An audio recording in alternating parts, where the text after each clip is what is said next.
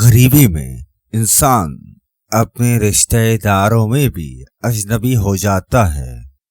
اگر خوشی ہو تو آہستہ سے ہنسا کرو تاکہ غم نہ جاگ جائے، اور اگر غمگین ہو تو آہستہ رویا کرو تاکہ آنے والی خوشی کہیں نا امیدی میں نہ بدل جائے۔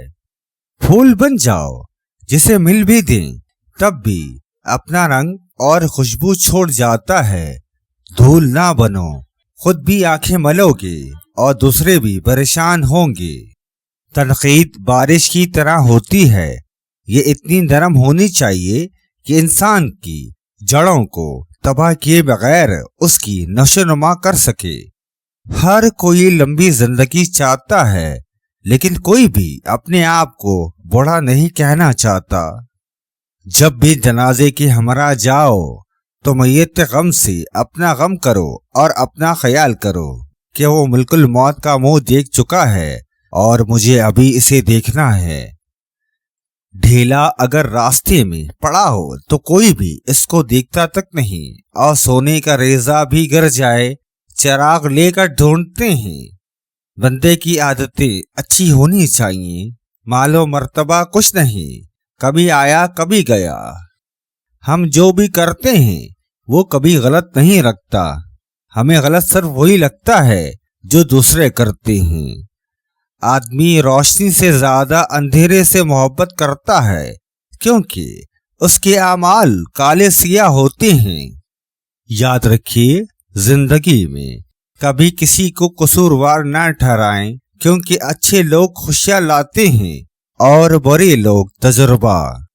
کسی حال میں بھی اپنے دل کو مت گراؤ، لوگ گرے ہوئے مکانوں کی اینٹیں بھی اٹھا کر لے جاتے ہیں، مگر سیدھی کھڑی عمارت کو کوئی ہاتھ بھی نہیں لگاتا۔ عورتیں ذہانت کے بجائے اپنی شکل پر زیادہ توجہ دیتی ہیں، کیونکہ مرد کی آنکھیں اس کے دماغ کی نسبت زیادہ کام کرتی ہیں۔ اپنی زندگی کو پھولوں کی طرح گزارو تاکہ کچلنے والوں کے ہاتھ بھی تم سے بہک اٹھیں۔ زندگی میں جب انسان کو ہدایت مل جائے تو وہ یہ نہ دیکھے کہ وہ کیا کر چکا ہے، بس وہیں سے راستہ بدل دے، کیونکہ ہدایت کا مل جانا بھی نصیب کی بات ہے۔ شادی اس عورت سے کرو جس میں یہ 3 نشانیاں ہوں، فائدے میں رہو گی۔ 1. خاموش رہتی ہو۔ 2.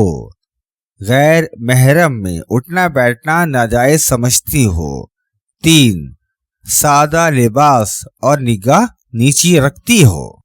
شخصیت میں عاجزی نہ ہو تو معلومات میں اضافہ علم کو نہیں بلکہ تکبر کو جنم دیتا ہے۔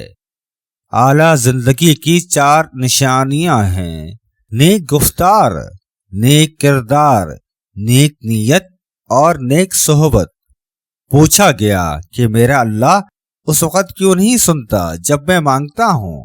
فرمایا گیا کہ وہ تیرے گناہوں کی سزا بھی اسی وقت نہیں دیتا جب تو کرتا ہے۔